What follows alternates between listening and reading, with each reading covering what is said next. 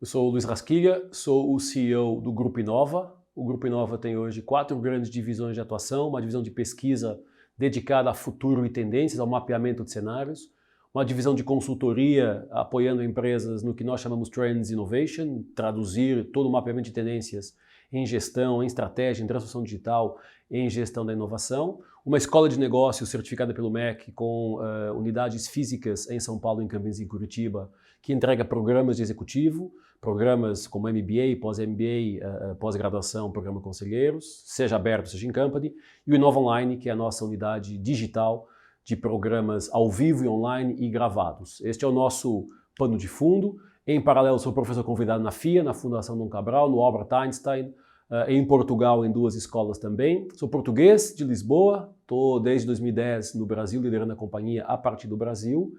E acho que é isso. Sou colecionador de relógios, de tênis e de Hot Wheels, que é uma coleção mais recente com o meu filho. Este módulo é um módulo dedicado basicamente a 3 grandes vetores. Ao momento de transformação do mundo, o que está acontecendo, o que aconteceu na última década e o que se prevê que aconteça na próxima década.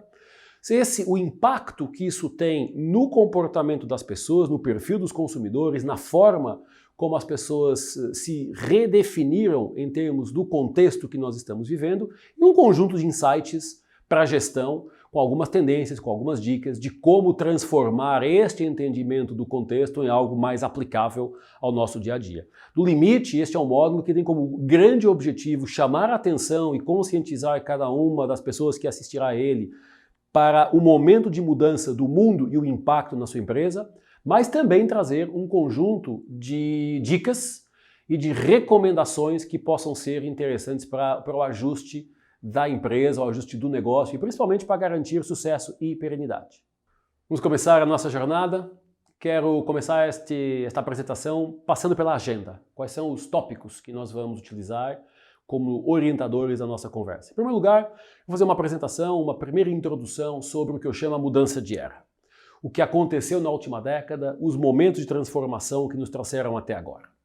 E depois, segundo módulo, o novo normal. Se fala muito do novo normal, eu vou explicar o que é o novo normal e como a década de mudança, que é esta que estamos vivendo agora, é extremamente desafiadora.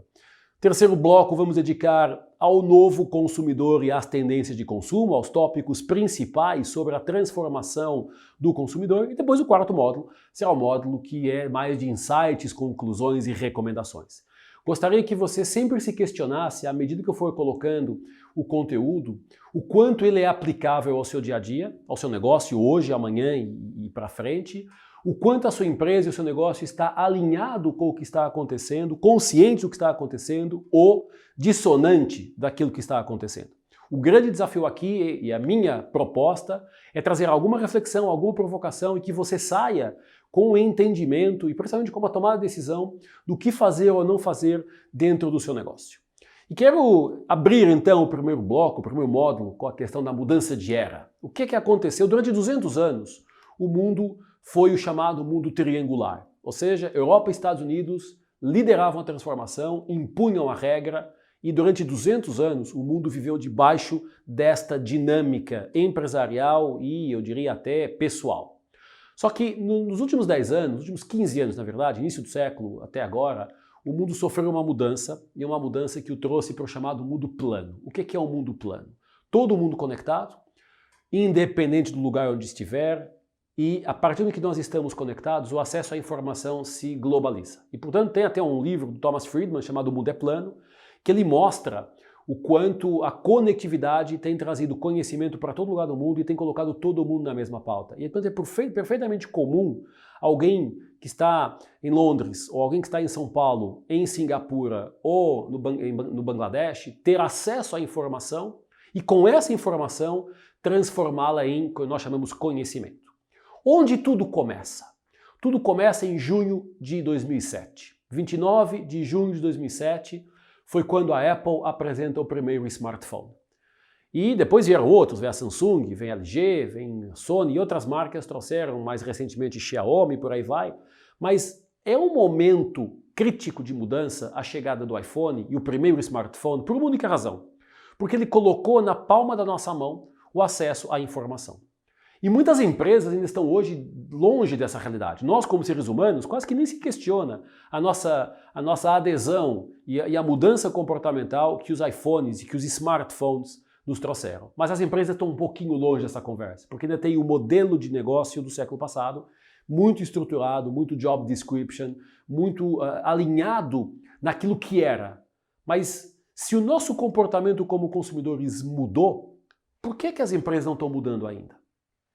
E o que acontece para ser 2007 e não antes? Talvez a geração mais velha, onde eu me incluo, lembra antes de 2007 o que era ter um BlackBerry ou o que era ter um Nokia Communicator. Dois devices de primeiríssima linha que se conectavam, só que não havia ao que se conectar. Em 2007 é a primeira vez na história da humanidade que nós temos 94% da informação do mundo armazenada e disponível digitalmente. Ou seja, em 2003, quando eu recebi o meu primeiro BlackBerry da empresa que eu trabalhava, que o meu chefe me deu um BlackBerry, coisa maravilhosa, não tinha o que se conectar. Enviava e recebia e-mail. Ponto.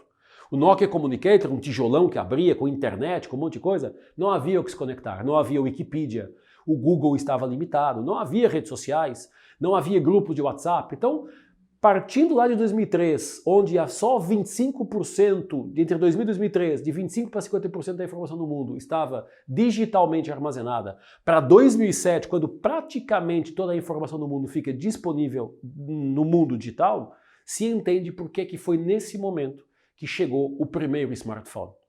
A título de curiosidade, em 2007 o mundo tinha 300 exabytes de informação. Em 2020, 40 mil exabytes de informação. Dá uma ideia do quanto o mundo tem crescido exponencialmente nesta conversa de informação. E o que mudou não foi o comportamento. O ser humano sempre buscou informação. O que mudou foi a forma e a velocidade. Se os nossos pais e os nossos avós precisavam comprar o jornal para saber o que aconteceu no dia anterior, se precisavam ver o Jornal Nacional na televisão às 9 da noite para saber o que aconteceu durante o dia, nós hoje não precisamos mais disso. Porque hoje acessamos quase em real time o que está acontecendo. E por que acontece? Quais são as... Isso é o que eu chamo a tempestade perfeita, tá?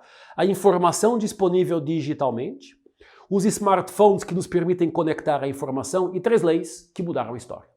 A lei de Moore, que é a lei do processamento, que diz que a cada 18 meses o processamento de informação, a capacidade de processar informação dobra e, portanto, mais informação pode ser transitada. A lei de Butter, que é a de transmissão de dados, que diz que a quantidade de dados que sai de uma fibra óptica dobra a cada 9 meses.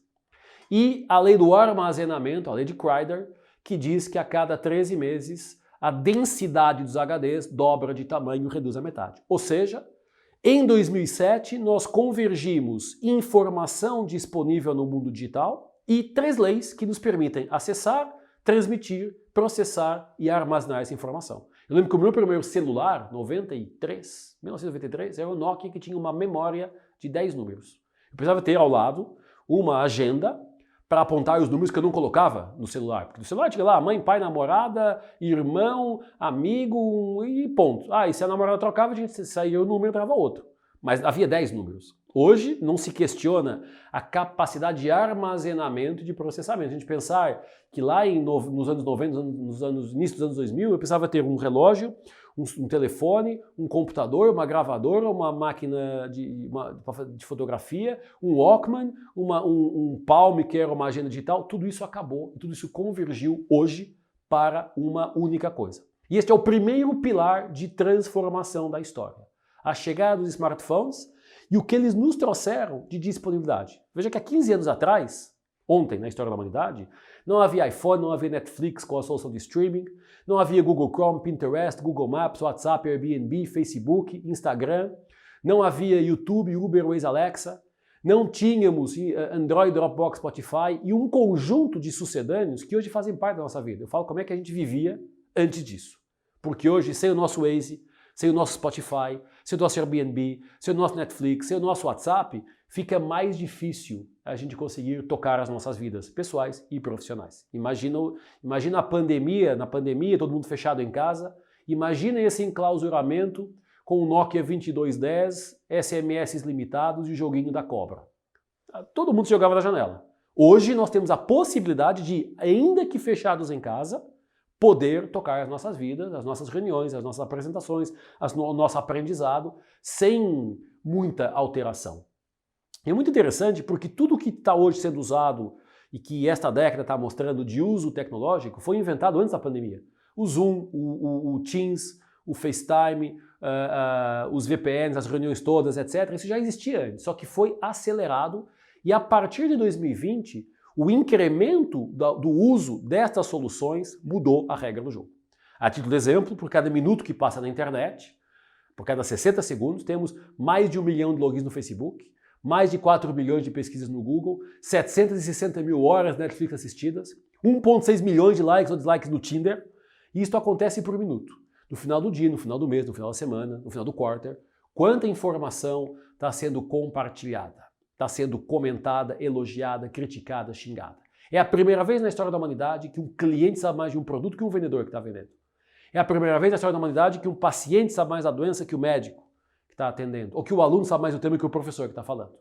O fenômeno digital de acesso à informação e o seu impacto no comportamento humano mudou totalmente a dinâmica daquilo que nós chamamos o mundo linear para o mundo imprevisível, para o mundo que todo mundo chama hoje de mundo exponencial. E esse fenômeno, que começa em 2007, começa a ser mapeado em termos comportamentais e em 2016 o Fórum Econômico Mundial diz o seguinte: olha, este momento de transformação nós vamos classificar ele como quarta revolução industrial. E quando falamos em quarta revolução industrial, acho que todo mundo já ouviu falar de mundo 4.0, negócio 4.0, profissionais 4.0, indústria 4.0. É uma classificação de um momento da história onde o poder da tecnologia e da conectividade são hoje fundamentais. E quando nós falamos em conectividade, falamos em conectar os pontos, os efeitos de rede. Todo mundo está conectado. Pessoas, empresas, clientes, fornecedores, parceiros, amigos, família. E isso nos traz para uma nova realidade que nós chamamos, lá na empresa onde eu trabalho, a gente fala de lifeware. Vida, software, hardware são uma coisa só. O comportamento humano saiu de uma lógica puramente informativa para uma lógica totalmente relacional. E, portanto, estamos abandonando este www chamado World Wide Web para www definido como What We Want. O que nós queremos está literalmente à distância de um clique, e cada vez mais. Isso tem um impacto nas empresas, tem um impacto forte nos nossos negócios, porque ou temos empresas e negócios orientados por esta vertente, por esta lente digital, porque o consumidor está cada vez mais orientado por esta lente digital, ou fica difícil conseguir sobreviver na quantidade de informação, de concorrência que temos. A título de exemplo, vamos olhar os últimos 20 anos. Em 2000, nós tínhamos 6 bilhões de pessoas no planeta, 6% do mundo conectado. Em 2010, estávamos batendo 7 bi, 23% do mundo conectado. Em 2017, chegando a 7,4, 7,5 bilhões de pessoas no planeta, 52% do mundo conectado. E a previsão para 2022 e 2025, aqui agora uma previsão intervalada, chegar a 8 bilhões de pessoas no planeta com 100% do mundo conectado. Ou seja, dentro de pouco tempo, 100% deste planeta vai estar conectado à internet, podendo ter rede social, perfil, acesso à informação, compartilhar informação, criar o seu próprio canal. E isso a gente pensa, mas tá bom, mas tem lugares do mundo mais humildes, com pessoas de classes sociais mais baixas. As empresas, e falamos das grandes empresas de tecnologia, como o Facebook, como o Google, como a Amazon, entenderam há muito tempo atrás que o poder do mundo hoje é o poder da informação, é o poder dos dados. A partir do momento que eu conecto pessoas à internet, eu tenho data, eu tenho dados, tenho perfis, tenho comportamento, tenho crença, tenho um monte de coisa, e aí podíamos entrar em outra discussão sobre mídia programática, sobre área preditiva, sobre machine learning, e toda uma área que nos permite saber o que a pessoa está fazendo e quer fazer antes até dela fazer, porque ela está conectada. E os padrões de machine learning nos permitem antecipar isso. Então o mundo está numa transformação que não é só tecnológica, é comportamental também. O que eu chamo sempre biotech e infotech.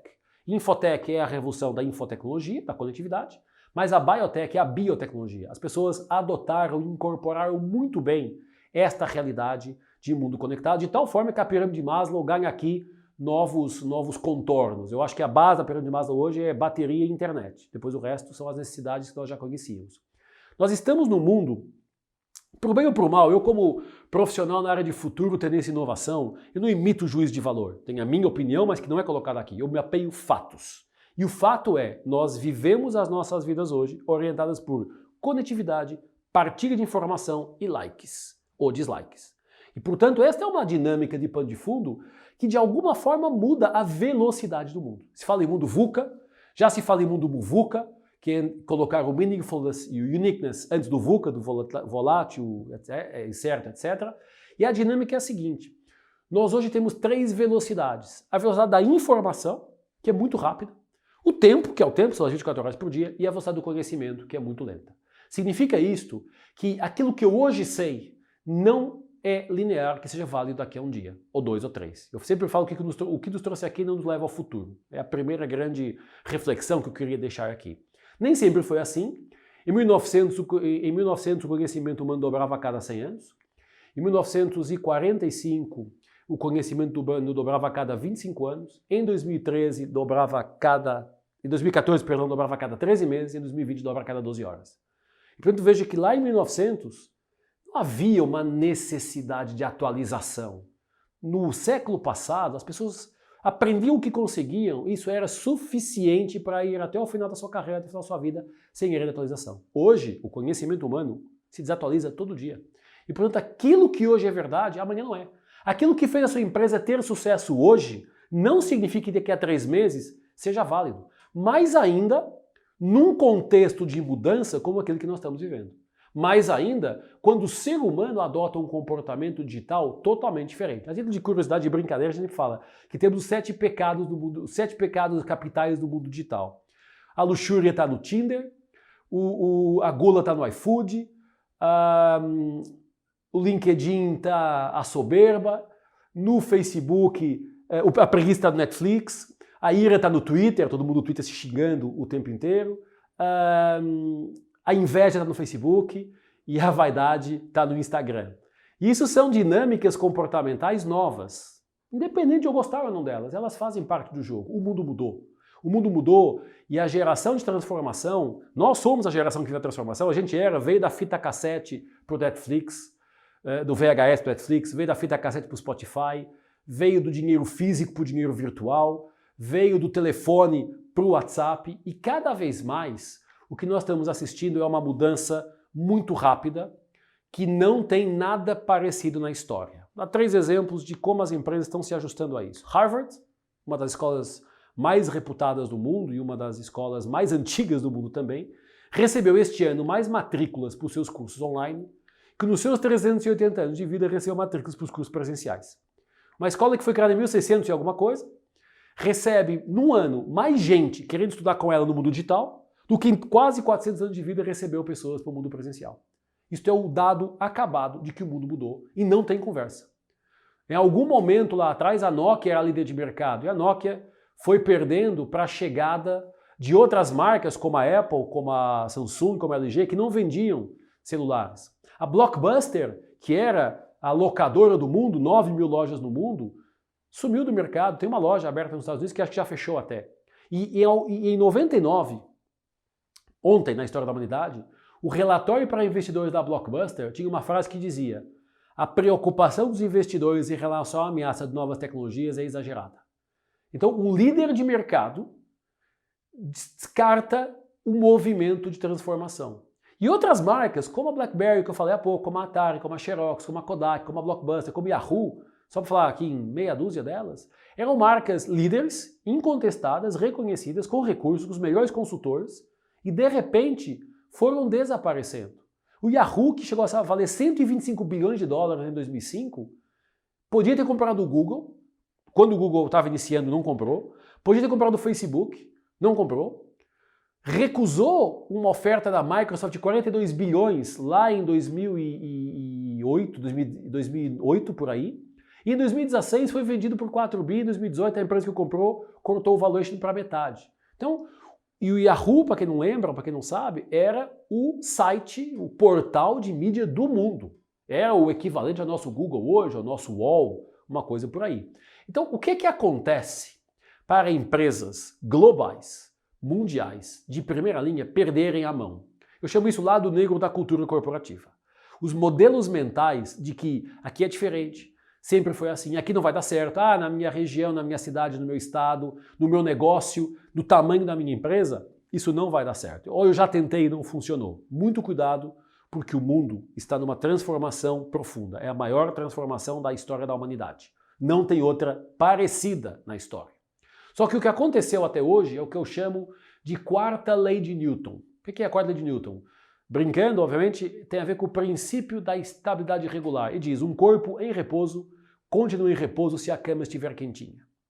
Se de repente o seu negócio dá certo, você acertou o modelo, acertou a mão, tem resultado, a tentação de se manter fiel e cristalizar naquele modelo é muito grande. E, portanto, a resistência à mudança é muito maior.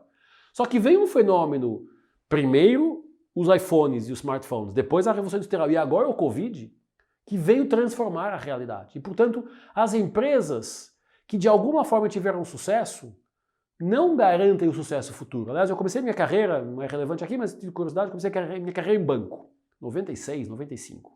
E a primeira lição que eu tive no banco foi, pessoal, rentabilidade passada não garante rentabilidade futura. Eu tenho levado isso para a vida. E tenho que falar para todos os meus clientes, para todos os meus alunos, para todos os meus parceiros. Gente, o que nos trouxe até aqui não nos leva para o futuro.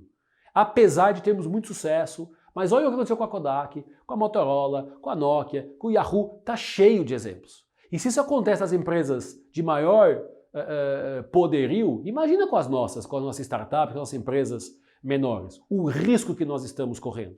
Os negócios mudaram, e mudaram de forma muito clara.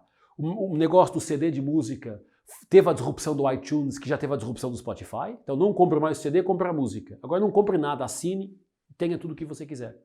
Os mapas, o guia 4 rodas, desapareceu porque chegou o Waze.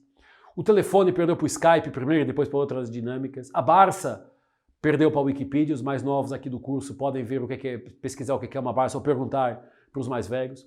A Blockbuster perdeu para o Netflix. Os hotéis perderam para o Airbnb. As cooperativas de táxi perderam para o Uber. Não acabam os exemplos. E a pergunta que eu sempre faço é, por que a Barça, que era o Atlas, que a gente colocava lá, que as nossas avós nos davam e colocávamos na sala quando íamos para a faculdade, por que a Barça não fez a Barciopídia? Por que a Blockbuster não fez a Blockflix? Por que o Hilton, os hotéis, o Hilton não fez o Hilton B&B? Por que a Cooper Taxi não fez a Cooper Uber? Por que quem está no mercado, que tem conhecimento do negócio, não faz a mudança e espera que alguém de fora faça a mudança? Esse é um fenômeno que eu chamo de inércia.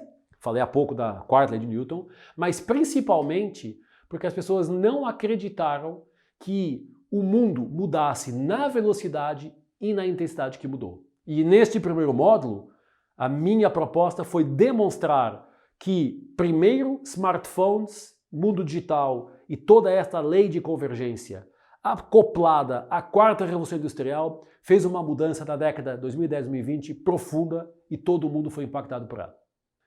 Vimos a última década. Vamos agora olhar para a próxima década, o chamado novo normal. Em 2000, há 20 anos atrás, gravando agora em 2020, Stephen Hawking dizia o seguinte, este século, há 20 anos atrás, o século que estava começando, será o século da complexidade. Eu acho que poucas pessoas acreditaram e hoje todos concordamos que o mundo está muito mais complexo e eu gosto de dizer mais completo também. E o fato aconteceu, como eu falei no módulo anterior, pelo impacto que o mundo digital, o mundo conectado teve e tem nas nossas vidas. Só que nesta década, nós começamos esta década com um fenômeno novo. O infeliz acontecimento chamado Covid-19. O Covid-19 é um fenômeno externo, é um fenômeno que tem o poder de impactar o mundo. E pensemos que fenômenos externos que impactam o mundo não são muitos. São tsunamis, são guerras, são pandemias, são terremotos. O último fenômeno parecido que impactou o mundo foi a Segunda Guerra Mundial. Do final da Segunda Guerra Mundial até agora, não tinha acontecido algo de impacto tão violento. Aconteceram, infelizmente, terremotos, tsunamis, guerras mais localizadas no planeta. E é muito interessante ver, e a gente tem que, obviamente, lamentar as pessoas que faleceram, lamentar as pessoas que estavam doentes, mas também celebrar as pessoas que se recuperaram e, principalmente, naquilo que me interessa aqui na discussão de gestão, trazer o aprendizado.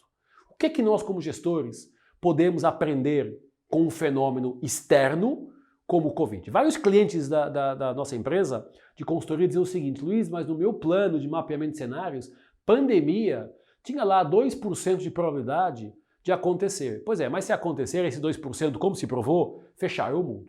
E nós acordamos nesta década, no Réveillon, 19 para 20, poucas pessoas acreditariam que o mundo, em 3 meses depois, estaria fechado.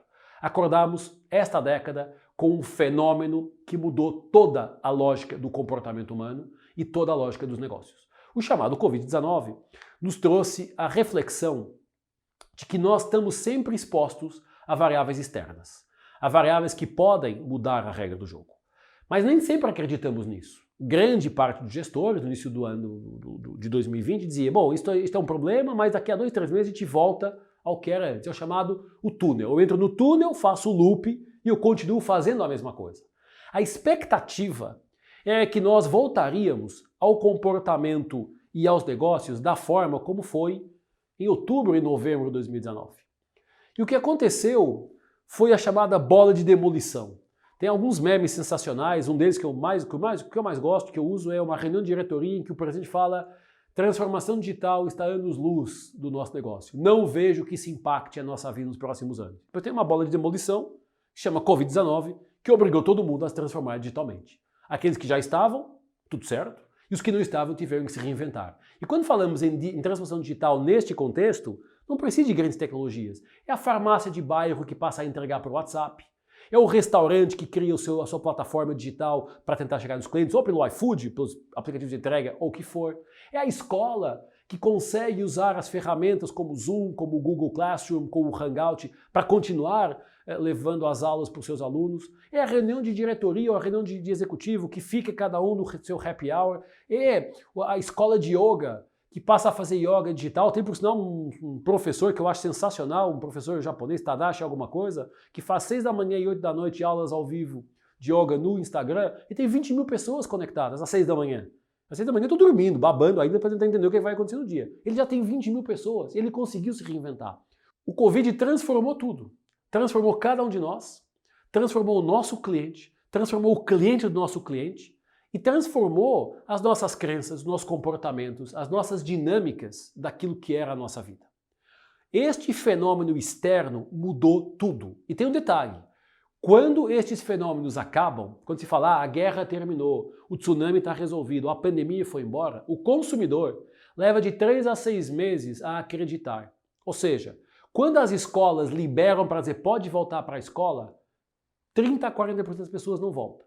Porque fala: deixa eu ver o que é que vai acontecer durante mais um mês.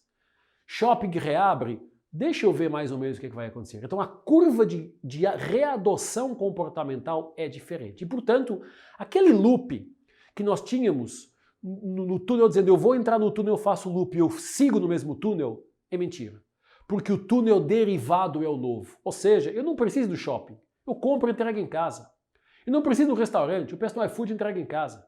Eu não preciso descer na academia do prédio porque eu tenho no Instagram o professor que faz a aula. E de repente, aquilo que eram as verdades absolutas do nosso negócio e que nos diziam faz desse jeito que vai dar certo, o fenômeno externo Covid muda e fala: você tem que encontrar novas formas de negócio. E portanto, aquela pirâmide de Maslow que já tinha a bateria e o Wi-Fi na conversa, adicionou agora o álcool gel e a máscara. E, portanto, a base da pirâmide continua tendo cada vez mais dinâmicas, porque o mundo se transformou. O mundo, nós estamos na mudança dos mundos. O mundo que estava em declínio, e portanto eu sempre falo, o Covid não mudou o mundo. O Covid acelerou a transformação.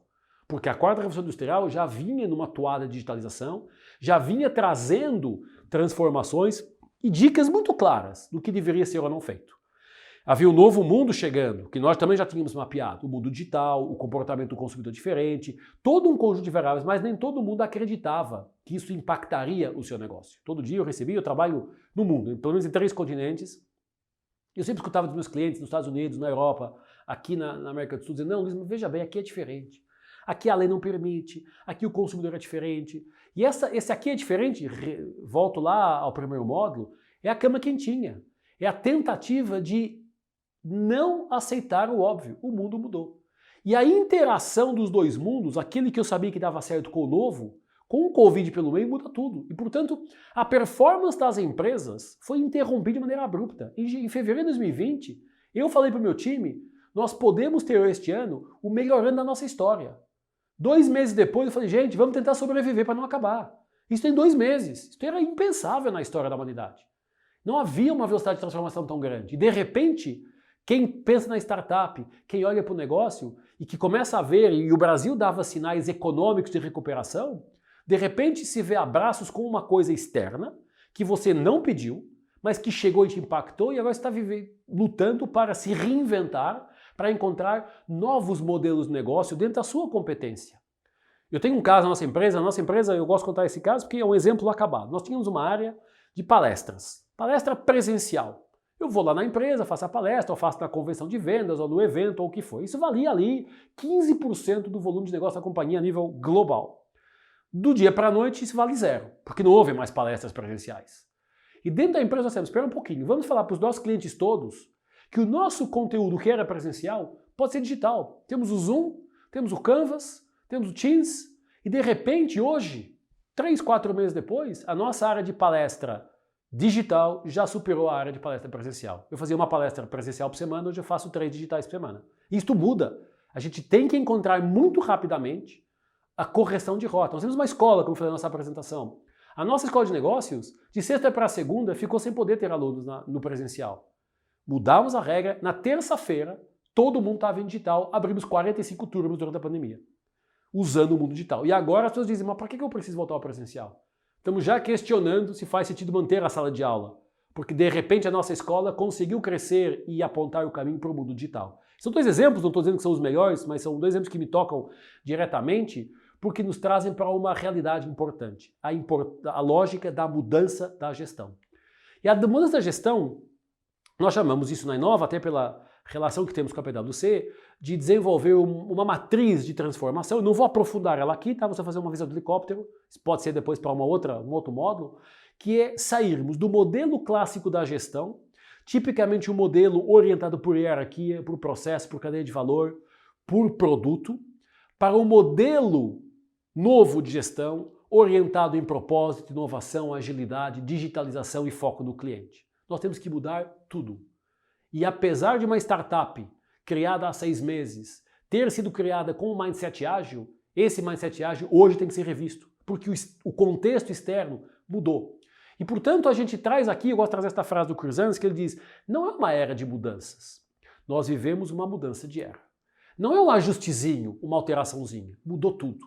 Mudou tudo quando o iPhone chegou, mudou tudo quando a 4ª Revolução Industrial se implementou e mudou tudo e acelerou essa mudança quando o Covid chega às nossas vidas. Quando falamos na mudança de era, nós temos 4 sub-eras dentro desta era. A era da convergência, que eu tenho falado da discussão aqui nesta nossa conversa sobre as 3 leis e a 4ª Revolução Industrial que converge toda a informação para o mesmo device. A era dos vestíveis, que já temos os relógios, os óculos, alguma roupa conectada. Daqui a pouco a era dos implantáveis, chips implantados, e hoje já existem chips para rastrear pessoas, para medir sinais vitais, para desbloquear uma porta ou fazer um pagamento numa máquina de vending. E lá na frente teremos a chamada era da singularidade, e lá na frente nesta década. Ou seja, nós estamos entrando na década 2020 com a convergência, e estamos saindo dela com a singularidade. A singularidade significa que cada pessoa tem o seu device de conexão embutido no corpo e cada pessoa é única. E isso é uma mudança radical, por exemplo, na educação. A educação do século XX botava todo mundo na mesma sala, todo mundo com a mesma informação e, portanto, eram todos iguais. A educação do século XXI, a partir de agora, vai ser cada aluno é único, porque eu vou poder chegar numa sala de aula digital ou presencial, fazer o download da informação que vai ser tratada na aula no meu cérebro, e a minha interação com o professor não é mais exposição e conhecimento, é troca. E, portanto, a minha função como professor talvez esteja colocada em causa nos próximos 10 anos. Não é daqui a 100, daqui a 10. Chips de conhecimento já estão testados com sucesso. Upgrades de memória no ser humano já estão testados com sucesso. Implante de memória falsa para tratar trauma e depressão já está testado com sucesso. Pele humana impressa em 3D já está testada com sucesso. Não acabam. Nanorobôs que andam na corrente sanguínea monitorando os sinais vitais das pessoas já estão testados com sucesso. Então não estamos falando nem de Matrix ou Black Mirror, que era ficção científica. Estamos falando de realidade. A próxima década, essa década, é a década das maiores transformações da história, usando até já a antevisão do que se chama a quinta revolução industrial. E, portanto, quem dá o tom? Quais são as linhas que dão o tom? A primeira linha de transformação é a tecnologia. É a tecnologia que acelera a nossa vida. É a tecnologia que nos permite andar mais rápido. O ser humano vem um passo atrás. Nós não andamos na mesma velocidade. Nós não atualizamos o sistema operativo do nosso computador na mesma velocidade que sai a atualização. Eu só atualizo quando trava, quando dá algum problema. No aplicativo é a mesma coisa. Os negócios levam um pouquinho mais tempo a se adaptar. Por quê? Porque os negócios são pessoas. O CNPJ é o somatório de CPFs. E, portanto, quanto mais pessoas dentro de uma empresa, maior é a inércia para a mudança. Leva tempo para mudar, apesar dos líderes quererem fazer isso. A educação também leva tempo para se atualizar. Só agora é que as escolas começaram a entender o que é a fusão de competências, a transformação da avaliação, o mundo digital e toda uma dinâmica diferente da educação. Os professores são quem mais sofrem, porque o professor estava acostumado a chegar numa sala de aula, falar para 30 alunos, expor um conjunto de slides e ir embora. Hoje ele fala para uma câmera, não sabe quantos do outro lado estão ouvindo, tem uma interação que é fora da aula, no LinkedIn, no WhatsApp, no Facebook, e o aluno já sabe a informação, já volta para dizer, professor, eu já li não sei o que, eu já vi o vídeo, eu quero trabalhar outro tema. Isso muda a regra. E a última linha de evolução é a linha da legislação, da regulamentação. Meu irmão tem uma frase que eu adoro, ele fala, se não puder ajudar, atrapalhe. O importante é participar. E eu acho que as leis muitas vezes atrapalham mais do que ajudam, porque na dinâmica que o mundo está, todo dia a gente vê que temos que ajustar a lei. O Airbnb não era legalmente autorizado até a lei mudar. O Uber não era autorizado até a lei mudar. O mundo digital da área da educação, certificada pelo MEC, a lei teve que mudar. O mundo da telemedicina, por exemplo, a lei teve que mudar. E, portanto, as leis, tipicamente a regulamentação, não só a lei, mas a regulamentação, anda um passo atrás da tecnologia e um passo atrás da inovação. Nós precisamos entender que o momento de transformação, ele é cheio de quebras, atropelos e barreiras. Não há mais uma linha crescente e depois decrescente de crescimento. As empresas do século XX, que por sinal muitas delas já desapareceram da lista das maiores empresas do mundo, tiveram linhas de crescimento homogêneas e caíram na mesma velocidade. A GM ou a GE, que eram as maiores empresas do mundo, as maiores hoje estão aí, perdendo para a Tesla, que é uma empresa de tamanho menor, vendendo 90 mil carros por ano, que vale mais do que a GM, que vale mais do que a Ford, empresas centenárias. O grande desafio que nós temos aqui, citando aqui até o Rancharan, ele diz, as empresas de sucesso, as empresas que têm perenidade, são aquelas que têm meio que a sua vida num raio-x. Sobe, desce, sobe, desce, sobe, desce. Mas quando desce, aprende, e quando aprende, a subida é maior que a queda anterior. E você vai de degrau em degrau, de quebra em quebra, subindo cada vez mais. Isso nos ajuda muito para entender uma frase que eu adoro do CEO da Cisco que diz, as empresas morrem porque fazem bem as mesmas coisas durante tempo demais. Se você encontrou um modelo que funciona, que dá certo, que te dá resultado, te dá felicidade e que você acha que esse modelo não vai ter alteração, cuidado. Você pode estar dando o primeiro passo para o insucesso e o falhanço no curto prazo. Porque aquilo que deu certo antes pode não dar mais certo hoje. Como é que a gente resolve isso? Quais são as dicas que eu gosto de dar para a preparação, o preparo dos gestores? O que eu chamo de mudança de mindset. O mundo se organiza pela dinâmica do que eu chamo de gestão de cenários. E eu sou suspeito porque é a minha área, futuro, perspectiva, foresight, mapeamento de tendências, mas eu não consigo olhar para uma empresa, para um negócio e para uma tomada de decisão sem tentar entender o que vem pela frente. Mas o que vem pela frente está mais ou menos mapeado. As grandes consultorias do mundo, nós próprios temos um conjunto de conteúdos livres, gratuitos, de leitura sobre o futuro, 3 anos, 5 anos, 10 anos, 15 anos. Eu quero trazer aqui 5 pilares de transformação mapeados pela Price. O primeiro tem a ver com os breakthroughs tecnológicos. Acho que é óbvio, a tecnologia tende cada vez mais a transformar o nosso futuro. O segundo é a mudança demográfica. Temos mais gente no mundo durando mais tempo. E, portanto, viajando e se deslocando mais e levando um pouco a sua cultura e aprendendo a cultura local. Depois temos uma urbanização constante. Quando falamos de urbanização, é a crescente dependência de pessoas na grande megalópole. Eu adoraria morar na praia.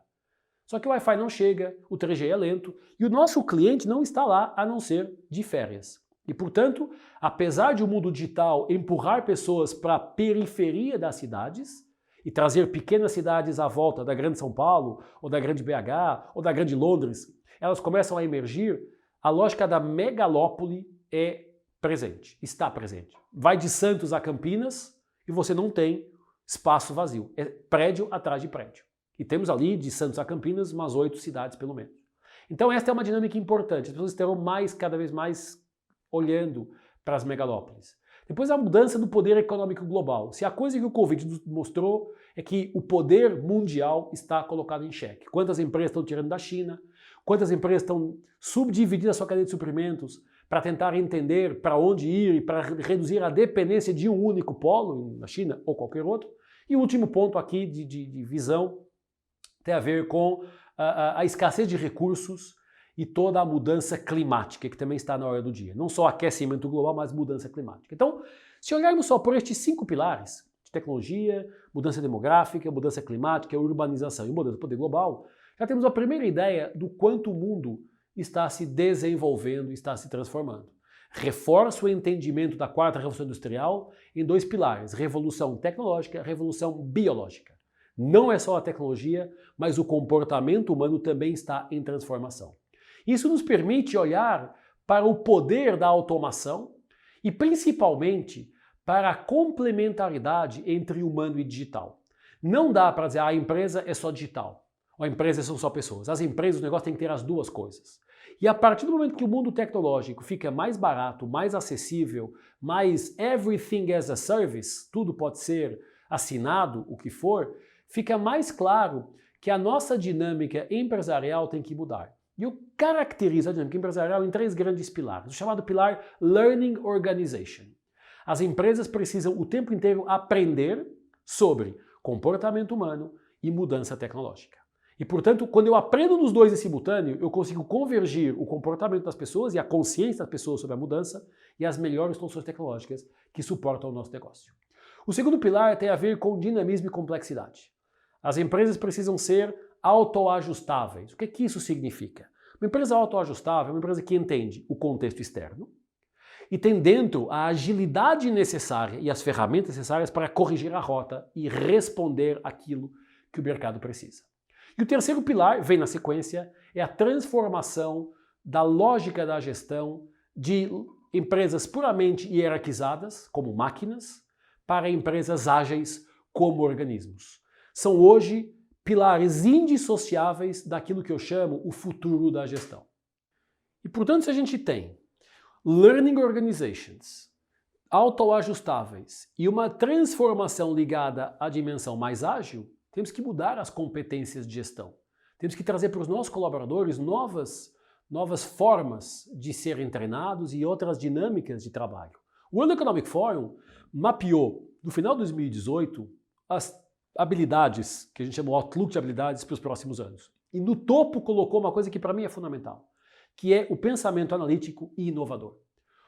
Mais do que saber tecnicamente da área A ou da área B, eu tenho que ter uma capacidade de entender o contexto e ser inovador. Depois fala de aprendizagem dinâmica, de criatividade, de outras competências, mas o resultado é, nós precisamos treinar as nossas pessoas, e nos treinar também como executivos, para novas dinâmicas, para novas competências. Tentando resumir, quais são os 4 pilares que, na minha opinião, são hoje críticos na gestão e que influenciam, obviamente, a forma como nós vamos ter ou não sucesso. O primeiro são pessoas. Não tem negócio sem pessoas. Pessoas trabalhando para servir clientes. Porque se não houver pessoas, não adianta ter a melhor tecnologia, o melhor software, isso não vai acontecer. E nas pessoas, líderes engajados, liderados engajados, todo mundo falando uma só voz. Segundo pilar é o pilar de tecnologias. Porque, como eu falei atrás, o humano e digital andam juntos. E as tecnologias disponíveis para fortalecer o meu negócio. Nem todo mundo precisa de IoT, nem todo mundo precisa de impressora 3D. E há, de repente, um movimento que fala, se você não tiver a última versão tecnológica, você não está no mundo digital. Não precisa. Você precisa entender quais são as tecnologias que servem o seu propósito. Tem empresas que basta uma boa base de dados com um bom WhatsApp para tocar a sua vida. Tem empresas que falam, não, eu vou colocar numa plataforma, tipo Mercado Livre ou Amazon ou Magazine Luiza, e eu vou vender por lá, vou esperar que outros façam o meu trabalho. Eu sou o provider do produto. Então tem diferentes formas Diz, a tecnologia, se a empresa é pequena, uma startup, uma empresa menor, há uma limitação financeira também. E, portanto, há que encontrar as tecnologias que melhor servem ao nosso propósito. Por que pessoas e tecnologias vêm em primeiro e segundo? Porque estas duas juntas nos levam para o terceiro pilar, que é o pilar da informação. A revolução industrial que nós vivemos é uma revolução de informação, não é de conhecimento. Porque o grande desafio é, de toda a informação que existe, transformá-la em conhecimento. E isso se consegue a partir do momento que os meus colaboradores e a minha empresa está ciente e consciente de que eu sou parte integrante de um ecossistema, do que eu chamo uma plataforma. Eu não estou sozinho no mercado, eu dependo de parceiros, fornecedores, clientes, amigos, concorrentes, professores, familiares, um conjunto de pessoas que de alguma forma fazem parte do jogo, e pessoas e empresas, e todos nós juntos somos, como eu sempre falo, tripulantes do mesmo barco na mesma tempestade. Está todo mundo junto na mesma conversa. E aí tem uma frase antiga, mas que continua sendo muito atual, reproduzida pelo Charles Darwin, que dizia: não é o maior nem o mais forte que sobrevive, mas aquele que melhor se adapta. A minha conversa aqui hoje é toda no direcionamento de uma palavra chamada adaptabilidade. Cada um de nós tem que se adaptar à transformação que está acontecendo e trazer esse entendimento para uma nova realidade. E aqui fica uma pergunta que eu quero deixar para você. Neste contexto de mudança que eu estou apresentando, e que não é novidade, com certeza, você quer ser um espectador ou um protagonista? Você quer ser aquela pessoa que espera que as coisas aconteçam e reage? Ou você quer ser aquele que lidera a transformação, sabendo que não acerta sempre? Essa é uma discussão, é uma decisão sua. Não tem professor, não tem palestrante, não tem gestor que possa obrigar você a mudar a sua convicção. A minha proposta aqui é tentar sensibilizar você para um momento de transformação e te dar algumas ferramentas para você conseguir ser protagonista. Mas é algo que tem que partir de cada um de nós como seres humanos. E este é um ponto importante porque quando a gente olha para a última década e olha para a próxima década, a gente condensa na história da humanidade transformações únicas, transformações que não têm nada parecido na história. Eu tenho falado muito para o nosso time, que bom estar vivo neste momento para conseguir de alguma forma viver essa transformação e fazer parte dela. Os nossos pais, os nossos avós não tiveram essas oportunidades. Se olharmos na Idade Média, andamos aqui 400, 500 anos para trás, não havia mudança, era aquilo. Era todo mundo vivendo a mesma coisa. E hoje, com a possibilidade de acesso à informação, a transformação dessa informação em conhecimento e principalmente a possibilidade que todos nós temos de fazer diferente, o mundo é muito mais desafiador e eu acho muito mais interessante. Agora que vimos todo o processo de transformação do mundo da última década e perspectivamos a transformação desta década, vale começar a conversa sobre consumidores. E o primeiro conceito que eu quero trazer aqui é a diferença entre cliente e consumidor. Cliente é quem faz a transação financeira, consumidor é quem usufrui do benefício. Muitas vezes somos a mesma, cliente e consumidor. Às vezes somos cliente, às vezes somos consumidor. E a grande pergunta que sempre se fala é, estamos ficando mais iguais ou mais diferentes? Porque o marketing, de uma forma geral, tem ao longo dos anos consolidado o entendimento sobre segmentação de que as pessoas se comportam de forma igual. Eu sempre trago a analogia do iPhone. Se tiver 10 pessoas na sala com o iPhone 10, é o mesmo iPhone. Só que o conteúdo que está lá dentro, todo ele é diferente. Porque a forma de arrumar os aplicativos que a pessoa utiliza são totalmente diferentes. Então, nós precisamos ter muito claro que quem manda é o cliente. Parece um clichê dos anos 60 esta frase, mas de fato, o que acontece muitas vezes é que a gente acha que o cliente tem sempre razão. Mas a maioria das vezes ele usa a emoção para decidir. E portanto, quando se fala em razão versus emoção, as empresas olham muito para a razão, argumento técnico, preço, e a emoção tempera muitas vezes a coisa. Eu brinco dizendo que o iPhone é o pior smartphone que você pode ter, porque ele é mais caro que a concorrência, faz o mesmo que a concorrência e dura menos que a concorrência. Eu sou iPhone desde 2008, 2009 que ele chegou. Então é muito louco isso, porque pela razão, a minha escolha de smartphone deveria ser diferente, mas pela emoção não é. Então a gente tem que trazer cada vez mais para o nosso entendimento as emoções que levam o consumidor, o cliente, a se comportar. E abandonar ou deixar em segundo plano muito a dimensão puramente técnica para trazer a dimensão mais comportamental e mais emocional. Outro ponto importante é como é que eu vou entender o cliente se ele não diz o que ele quer. E a maioria das vezes que eu pergunto, ele responde o que eu quero ouvir, que não é necessariamente aquilo que eu utilizo em termos comportamentais. E, portanto, eu falo uma coisa e eu faço outra. Todos nós, como seres humanos, somos assim. Nós falamos uma coisa e fazemos outra. E, portanto, é fundamental para a nossa gestão tentar entender o que motiva o nosso cliente, o que motiva o nosso consumidor. E nós precisamos ter também sempre a noção de que talvez eu não seja relevante para o meu cliente. Ele é para mim, porque quando ele compra da minha empresa, ele está me ajudando a sobreviver. Mas o quanto eu sou relevante para ele? O quanto o produto que eu vendo, produto, serviço, é algo relevante para o mercado? Eu vejo muitas startups muito convictas do seu produto, do seu serviço, e quando colocam no mercado ninguém quer comprar. Porque esqueceram uma coisa fundamental, estratégica da gestão. Entender o mercado e olhar para o consumidor. Às vezes é o empreendedor que fala, cara, tem uma oportunidade, eu acho que isso faz sentido e eu vou desenvolver esta dinâmica. E depois quando coloca no mercado, só ele é que achava que fazia sentido. Isso acontece mais vezes do que a gente acha. Então tem aqui alguns números que eu queria compartilhar e que são relevantes para a nossa reflexão. Primeiro, 95% dos novos clientes de uma empresa são clientes insatisfeitos com a empresa anterior. Nós não ganhamos clientes pela nossa competência. Nós ganhamos clientes pela incompetência dos nossos concorrentes. E o inverso é verdade. Nós não perdemos clientes porque o meu concorrente é bom. Nós perdemos clientes porque nós, em algum momento, fraudamos a expectativa que tínhamos prometido. Outro dado importante, 67% dos clientes vão embora pelo mau serviço que obtêm. Não é pelo produto, não é pelo preço, não é pela expectativa, é pelo mau serviço. Eu prometo uma coisa e depois, no momento de entregar e no pós-venda, eu falho redondamente. Outro dado importante é que o preço, na média, só vale 9% da decisão de compra. Se perguntar, mas pera um pouquinho, no mundo que está cada vez mais preocupado com racionalização de custos, com preço, só vale 9% só. Porque a relação com a marca vale 70%.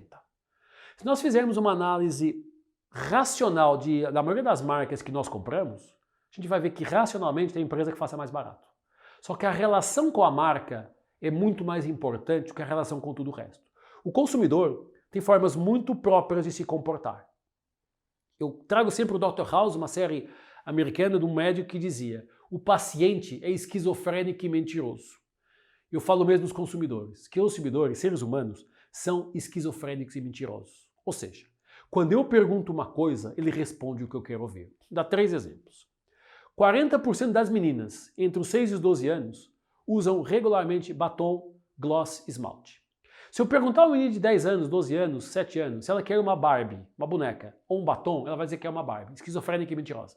Porque ela quer ficar bonita como a mãe, como a cantora que ela gosta, como a irmã mais velha, como o que for. Isso é um dado comportamental. Pneu de carro é outra área que eu acho sensacional. Eu trabalhei muitos anos no mercado automotivo, no mundo, com diferentes marcas. E a compra do carro na concessionária se dá quando a pessoa chuta o pneu do carro. Quantos de nós já não chutamos pneus de carro na vida? Para saber se está murcho, se não está, mas racionalmente não tem diferença nenhuma. Chutar um pneu de carro é um efeito psicológico e emocional de segurança. Se o pneu segura, o carro é seguro. Shampoo. A gente chega no supermercado com a embalagem de shampoo e o que nós fazemos? Vamos usando o shampoo. Quando ele está terminando, nós jogamos água e agitamos para tentar trazer esse shampoo para mais 1 ou 2 banhos. Se eu perguntar a uma pessoa se você coloca água do shampoo, ele fala, você está louco? Não. Esquizofrênico e mentiroso. Não acabam exemplos de pessoas, seres humanos, dizendo uma coisa e fazendo outra. Precisamos dedicar atenção e tempo à observação comportamental das pessoas. Eu tenho um exemplo de um cliente nosso de shopping center muito interessante. No Brasil, quando eu cheguei no Brasil, um projeto de shopping center, eu observei o seguinte comportamento nos casais. A ida ao shopping no final de semana, para eles, é chato. E eles vão mais informais, mais bermuda, mais o que for. E para elas, é um momento importante. Elas vão mais arrumadas. Não me cabe a mim saber se está certo ou errado. E se é assim, eu mapeio o comportamento. O que um shopping center nosso cliente fez? Criou a maridoteca. Em que o casal entra no shopping, o marido fica brincando de pimbolim, tomando cerveja, vendo futebol, e a namorada, a esposa, o que for, vai fazer as suas compras. Eu brinco sempre que eu vejo o sucesso das lojas de roupa feminina pela quantidade de homens que estão na porta. Porque as mulheres vão fazer a sua compra, experimentar, mas o homem acha aquilo meio chato, e fica fora. Isso é um fato de observação. Se eu perguntar a algum homem, você gosta de ir no shopping com a sua esposa? Claro que sim. Esquizofrênico e mentiroso, ele não gosta, é chato, ele quer ver futebol, ele quer ficar com os amigos, ele quer ficar em família. Mas para a esposa é outra conversa. E aqui não é dizer que um é melhor do que o outro, não é nada disso. É olhar o comportamento diferente e tentar não colocar todo mundo na mesma pauta e achar que todo mundo se comporta da mesma forma. Então, para observação, nós precisamos também classificar as gerações. E há basicamente uma análise de gerações hoje sobre comportamento. Vou dar aqui uma reflexão rápida sobre ela, começando pelos baby boomers. Baby boomers são aqueles que nasceram entre 46 e 64, tá? Tipicamente a minha mãe, o meu pai, que tem 75 anos cada um. É uma geração que vem do pós-guerra. É uma geração que nasceu e cresceu com o fantasma do pós-guerra, com a recuperação econômica, com a dificuldade de se reerguer. E é uma geração que hoje não perdeu isso e, portanto, valoriza um conjunto de características, mas está altamente conectada. Por sinal, os baby boomers são hoje a geração mais conectada do mundo. Por quê? Porque aposentados em casa, estando isolados ou solitários, encontram no mundo digital um entretenimento que antes não existia. Quando a gente olha para essa geração, o que nós podemos levar para eles? Sabendo que é uma geração que dura mais tempo. A expectativa de vida vai bater 120 anos, vai bater 150 anos. Se fala que a primeira pessoa que vai durar 150 anos nasceu em 2015. E, portanto, o baby boomer, que vem hoje com 70 anos, vai durar mais 30, vai durar mais 40. E ele é importante para a gente. A geração X vem de 1965 a 1980. É uma geração que cresceu com a televisão, com a chegada da TV, que vê na mídia tradicional o seu fluxo de informação unidirecional, eu recebo a informação, e é uma geração que de alguma forma tem que provar, teve e tem que provar a sua competência. Por quê? Porque vem na sequência dos baby boomers dizendo, cara, você tem que trabalhar, você tem que estudar, porque eu vivi a dificuldade. A geração Y, de 81 a 97, já é a geração que nasce no mundo digital. Já é a geração que começa a ver aos 10, 12, 13 anos o mundo digital com a pesquisa online, com a internet, com toda a possibilidade da chegada dos Amazons, das redes sociais. E, portanto, para eles o mundo é mais líquido, o mundo é mais interativo. É uma geração de mudança. Vem da fita cassete para o Spotify. Mas é uma geração que, para eles, já é muito normal, já é muito intuitivo o comportamento digital e já é muito tranquilo a troca de marca. Eu lembro que a minha mãe não trocaria a marca do aspirador de casa a vida inteira, porque é aquela marca. Minha sobrinha de 18 anos, 19 anos, fala, cara, eu compro aquela que entrega o valor que eu preciso. E se não deixar de entregar, eu troco. E, portanto, é importante olhar essas dinâmicas. Temos a geração Z, que nasceu de 98 a 2009, que está chegando numa dinâmica de mundo profissional, com comportamentos muito mais líquidos, muito mais interativos, muito mais do grupo, muito mais do par, portanto muito mais de acreditar no meu parceiro. É uma geração muito mais interativa, muito mais exigente, muito mais conhecedora. E temos depois a geração alfa, que são os que nasceram de 2010 em diante, até 2025 mais ou menos, que é uma geração conectada por natureza. O meu filho nasceu em 2016, que traz já o mundo digital, eu brinco que ele já nasceu com o chip, e é uma geração onde o mindset está em construção, e para eles é normal esta dinâmica que nós estamos mapeando como transformadora, para eles já é normal. Então imagina o seguinte, a minha sobrinha de 14 anos, totalmente conectada, e a minha avó de 97, a única forma que a minha avó tem de falar com a minha sobrinha é se a minha avó se conectar ao mundo digital. E para ela é fácil, porque ela aprendeu a fazer isso com a sobrinha, com a neta no caso, não consegue falar com ela. A brincadeira do meu filho adora FaceTime. Se diverte ligando para mim e para a mãe, fazendo FaceTime. E quando eu tinha 4 anos, não sabia nem o que era a vida. Para ele é muito tranquilo fazer essa dinâmica. Então a gente tem que olhar para as gerações e sempre ter algum cuidado de como nós podemos trabalhar essas gerações. Lembrando que cada uma delas tem dinâmicas específicas. A geração Baby Boomer hoje quer apoio, parceria, segurança. A geração X quer sentimento de pertença, quer confiança nas escolhas certas. A geração Y está provando e mostrando o seu futuro. A geração Z quer garantias de que estão empoderados o suficiente para poder tomar decisões. A geração Alfa está, mais uma vez, em construção. Todas elas têm em sintonia 3 variáveis críticas: saúde, família e dinheiro. Independente, dinheiro como segurança patrimonial. Uma coisa que o Covid nos trouxe foi a consciência de que precisamos proteger o nosso patrimônio. O mercado segurador cresceu de 20% a 30%. Planos de saúde, planos de seguro de vida, plano de proteção, previdência, proteção pessoal, proteção familiar, proteção patrimonial, porque as pessoas entenderam que estes fenômenos tipo Covid podem acontecer de novo. E eu não posso ser pego de surpresa. Então, por um lado, saúde, bem-estar, estar bem. Por outro lado, família, o conceito de família voltou à discussão. Um parênteses aqui, o conceito de família depende de cada um de nós, depende da orientação política, religiosa, cultural e sexual. Mas a família é, independente das orientações, aquele contexto onde eu me sinto bem. Pode ser a família biológica ou não. E, portanto, o conceito de família é o bem-estar dos que me são próximos. Isto é transversal a todas as gerações. Quando nós olhamos para esta dinâmica, precisamos colocar o momento da vida, a classe social e a geração para ver como é que tudo isso funciona. Então veja que eu estou trazendo aqui reflexões que não são apenas reflexões tradicionais de marketing de classe ABC1 dos 25 aos 50 anos. É uma reflexão sobre gerações. A geração mais velha tem um comportamento diferente da mais nova, mas eles têm o mesmo nível de interação, que é a preocupação com o mundo que está acontecendo. E nós fizemos um estudo forte sobre gerações, um estudo forte sobre comportamento do consumidor, e chegamos a 6 grandes perfis. Não quero com isso dizer que não existam outros, mas num trabalho de pesquisa nós conseguimos identificar 6 grandes perfis comportamentais que eu vou compartilhar com você para que você possa identificar nos seus clientes quem é quem. E vai ver que de repente todos eles caem em determinados perfis. Perfil número 1, nós chamamos do ontem para o amanhã. São aquelas pessoas que procuram o significado, a história e o legado. São pessoas genuinamente preocupadas com a origem, com a história de um produto, um serviço de uma marca e que gostam de se rever nos valores que esta empresa, que este negócio tem trazido ao longo do tempo.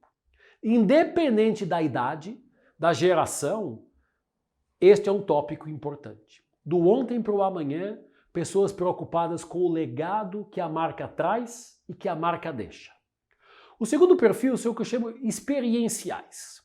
São pessoas que gostam dos momentos inesquecíveis, dos momentos compartilháveis, da experiência emocional, da experiência que explora e trabalha os 5 sentidos. Eu sempre falo que as pessoas compram experiências, não compram produtos. Nós não compramos um café, nós compramos um Nespresso. E o Nespresso é uma super experiência. Se for fazer o preço racionalmente falando, ele é muito mais caro que o café tradicional. Mas nós vamos no Starbucks, eu trabalhei nos Estados Unidos e eu não consegui entender a adoração do americano pelo Starbucks. Mas depois eu entendi. É uma super experiência de loja, de caneca, de um nome no copo, de você escolher o que você quer e o cara fazer para você. Não é muito importante se o café é bom ou ruim, até que para mim, que sou um português, aquele café não é o melhor café do mundo. Mas eu adoro ir lá pela experiência. E esta é uma dinâmica importante. O terceiro perfil eu chamo ele de preço certo. São aquelas pessoas que valorizam o benefício, a chamada qualidade-preço, mas o benefício entregue versus o que elas pagam. E portanto ela diz, olha, eu estou pagando mais caro porque eu vejo que este benefício, a perenidade dele é maior. Eu quero mais barato, eu sei que vai durar menos tempo. Então as pessoas têm essa consciência. E tipicamente quando se fala em comprar um carro, em comprar um apartamento, em comprar um relógio, em comprar um celular, tem alguns que falam, o preço tem que refletir o que eu ganho, o trade-off e a transação. E eles são extremamente fiéis ao entendimento que eles têm que pagar o preço certo por aquilo que eles estão recebendo. Nem sempre as marcas conseguem fazer isso. Outro perfil que eu gosto é o saber e entender. Eu brinco que é a idade dos porquês. São aquelas pessoas que gostam de saber tudo. Sobre a questão sustentável, sobre a questão digital, sobre o detalhe de como foi criado, de para onde caminha o produto. São as pessoas que gostam de entender o que está acontecendo. De repente, se eu quiser vender, imagine o seguinte, eu quero vender um curso executivo. Se o perfil é experiencial, eu estou falando em conteúdo e aprendizado. Se o perfil é do ontem para amanhã, eu tenho que contar a história da faculdade desde o início. Quem foram os professores, qual foram os pontos de contato, para que ele entenda e se sinta seguro. Se eu estou falando do saber para entender, eu tenho que mostrar os conteúdos dos professores de avaliação, as leituras. Se eu estou naquele cara do preço certo e falo, será que este curso vale o que me estão entregando? E veja que o mesmo produto, no caso um curso, tem diferentes abordagens dependendo de diferentes perfis. Depois temos os conectados, que são aqueles que antes de comprarem, compartilham, pedem opinião, vão por Reclame Aqui, vêm no Facebook, mandam para o grupo dos amigos do WhatsApp, se fala, não confio muito nos seus pares, e portanto não é apenas a marca conversando com eles, é a reputação que a marca construiu na sua comunidade. E o último perfil, que eu também adoro, são os chamados engajados, aqueles que é a marca do coração, aqueles que quase vão tatuar a marca, aquele cara que chega no restaurante e fala, eu quero uma Coca-Cola. Ah, se eu tenho Pepsi, então eu não quero, porque eu sou engajado com aquela marca. Ou o inverso. Todos eles devem ser mapeados e todos eles devem fazer parte do nosso entendimento de clientes. Você pode decidir que você não quer um perfil de clientes. Ah, eu sou uma empresa muito conectada, muito experiencial, então eu não vou dedicar tempo aos caras do ontem para amanhã. É uma decisão. O mundo, o tempo dirá se está certo ou errado. Mas não cabe tomar decisões sem entender estes conceitos. Não dá para dizer, eu vou colocar muito argumento de justificação no produto. Se o cara que compra, ele não quer isso. Ele quer saber a experiência, ele quer saber qual é o valor que ganha com isso. Então temos que ter muito cuidado e trabalhar muito essa dinâmica de observação e de clusterização dos nossos clientes. Isso se faz recorrendo também ao mapeamento de tendências. E a identificação do futuro. Como é que é o futuro? Como é que é isso? O futuro não é uma caixa preta. Tem duas pessoas no mundo, uma eu trabalhei com, a outra eu respeito pra caramba, que são os precursores do trabalho de tendências no mundo. O primeiro é a Faith Popcorn, uma americana, hoje com cerca de 80 anos, que iniciou a jornada nos anos 70 sobre o mapeamento de tendências e a identificação do que vem pela frente. Ela ousou, nos anos 70, nos anos 80, publicar o Popcorn Report, um relatório com as principais tendências da virada do século. Nos anos 80 e 70 não havia Wikipedia, não havia internet, não havia a disponibilidade de informação que temos hoje. E todo mundo achou, enfim, tem uma louca aqui falando disso, será que vai estar certa? O melhor juiz é o tempo. Quando chegamos na virada do século, ela tinha acertado 95% das previsões. E a partir desse momento, há 20 anos atrás, o mundo das tendências ganhou uma credibilidade diferente. Chegou logo depois, no final dos anos 90, Carl Rhodes, um holandês, sociólogo, com quem eu trabalhei durante alguns anos, criando uma metodologia de pesquisa de tendências dentro da chamada Science of the Time. E os dois, e aqui não é uma aula de metodologia, mas é uma aula só de análise, os dois nos trazem uma reflexão importantíssima, que é, se eu encontrar padrões comportamentais semelhantes, eu tenho uma tendência. Se eu conseguir encontrar no mundo pessoas se comportando de forma parecida, deixa eu ver o que isso significa. E esse significado tem sido trazido para o mundo da gestão pela lente das tendências, tem sido trazido para a visão do comportamento dos consumidores e hoje, na minha opinião, sem dúvida, é uma ferramenta fundamental para a gestão do futuro. Carl Rhodes e Faith Popcorn introduziram o tema das tendências com um foco muito claro naquilo que nós chamamos hoje Innovation Lovers, os principais entusiastas pela inovação e pela mudança. Quando nós olhamos para as tendências, nós estamos apontando para uma pequena parcela da população. E essa parcela de consumidores são aqueles que validam o nosso dia a dia. O desafio que nós temos é conseguir validar o dia a dia desta pequena parcela dos consumidores para conseguir que eles nos endossem para o resto do mercado. Não adianta querer lançar um produto, um serviço, uma startup, o que for, achando que eu vou atingir metade da população, um terço, o que for. Eu tenho que encontrar um nicho de mercado que vai validar a minha ideia. Por isso se fala hoje tanto em MVP, em métodos ágeis, em protótipo, em prova de conceito, porque é uma tentativa de eu trazer para próximo a validação de pessoas, de grupos, de empresas, que me dão a segurança de que aquele caminho é o caminho correto para ser seguido.